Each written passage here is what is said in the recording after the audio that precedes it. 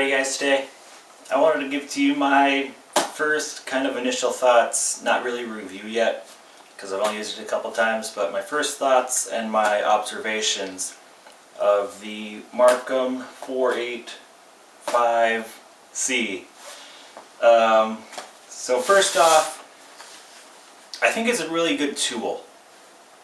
Even if you're not going to use it for like seeing fish and catching fish, I think it's really good to use just to drop down. If you've never fished the spot before, if you don't know exactly what's down there, you can see if there's weeds, rocks, sand, what kind of sand, if it's like, you know, if you can tell if it's like muddy sand, harder sand, you know, that kind of stuff, or if it like, you know, you can tell what's down there.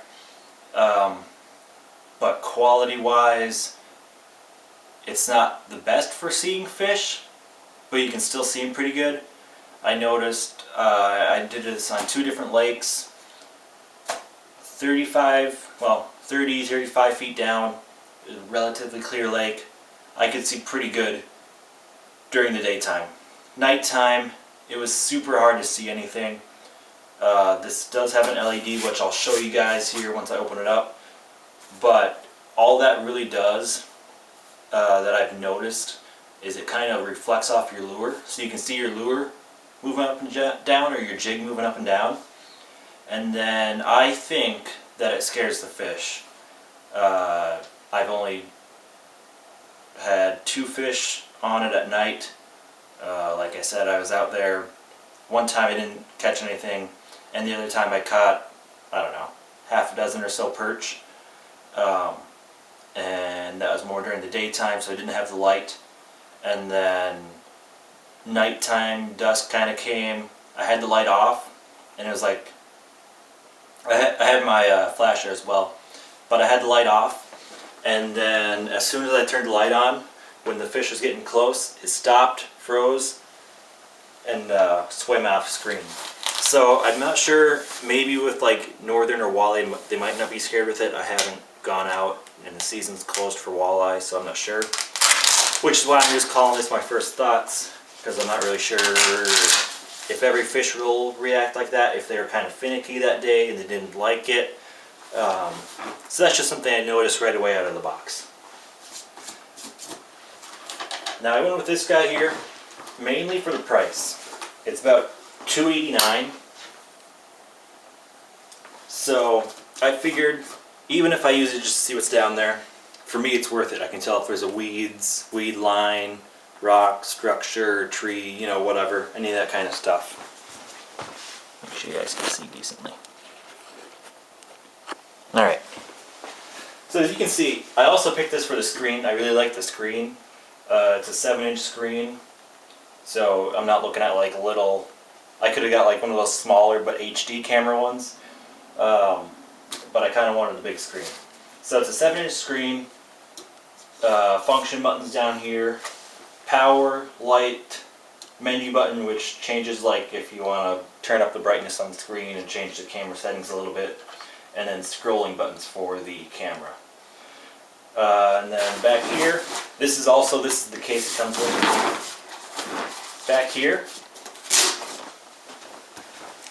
this is when it would help to have a camera with a screen on the front. But back here, 2 Velcros that unzipped, and then you have full access to the back.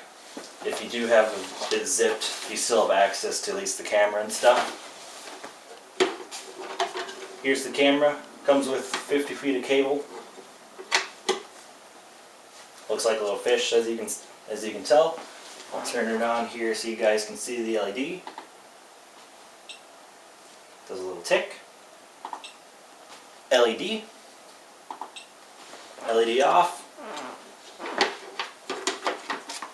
Your camera cable comes on a little handheld tool that you have to, you know, reel up and wrap around there if you want to wrap it up neat. And then battery along with the charger. Yeah, so that's the camera. Also, what I would recommend, very highly recommend getting, is a camera panner. So when I bought mine, it came with it, The MarCum one isn't that good. Well, it gets the job done, but with how it sits in the around the hole, it just kind of sits on the ice. I know the AquaView camera panner kind of has like a stand, so it's not sitting in the ice. But if you don't have a camera panner and you don't really want one, it's nice to at least have something that can hold the camera in place, because if it's not, it slowly moves around. So even if you don't have a camera panner, something that holds the camera in place so that it doesn't spin.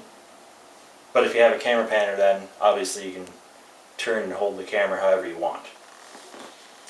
So that's the back. I'll show you. I'll keep the back open and I'll show you the screen.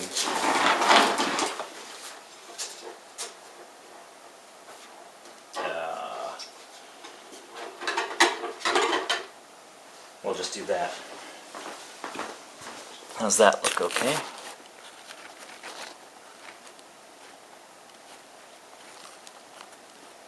Enough. I could probably get closer to show you guys. So obviously, camera recording the screen itself, the screen isn't going to look as good. It does look better in person. Obviously, you got some of the light coming in from the blinds behind me, but overall the screen looks pretty good. It changes to black and white automatically. Here's those buttons again. So power, lights, menu, and then up and down on the menu setting. When you turn your light on, it does come up on the screen as your LED is on. LED off. Menu. You guys won't. Oh, there, you can kind of see okay. Contrast, brightness, all that kind of stuff.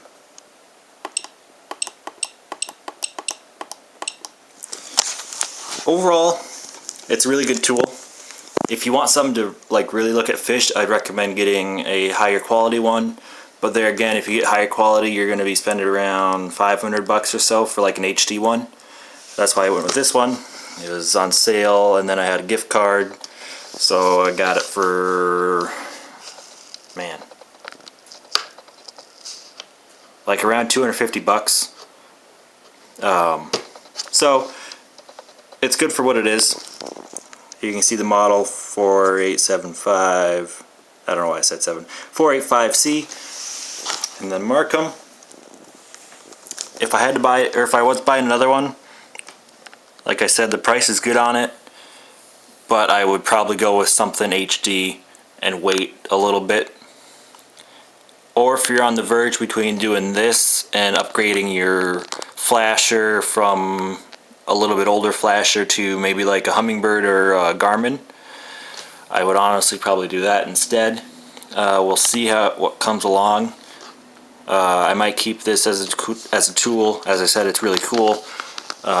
But maybe I will just wait and save and upgrade to like a live scope, or just a little bit nicer like a Helix 5 or Helix 7, something like that, as a flasher and stuff. But I think it's a really good tool to have.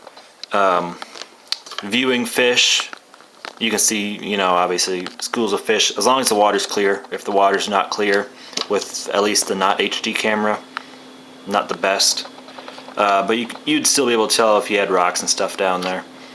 But yeah, I like the concept. I would just change the model that I got to an HD one. But overall, I'm keeping this guy for now, not selling him. I'm kind of rambling on about random stuff now, but hopefully you guys liked it. This guy also, he doesn't have the depth or direction that you're facing. Some people like that. I know also on the higher end cameras, you have that option. And higher end, like if I went with the HD AquaView or something like that, those are like $700, and I didn't really feel like spending $700 at the time. But we'll see. See you guys in the next one. Hopefully you liked it. Don't forget to like and subscribe. See ya.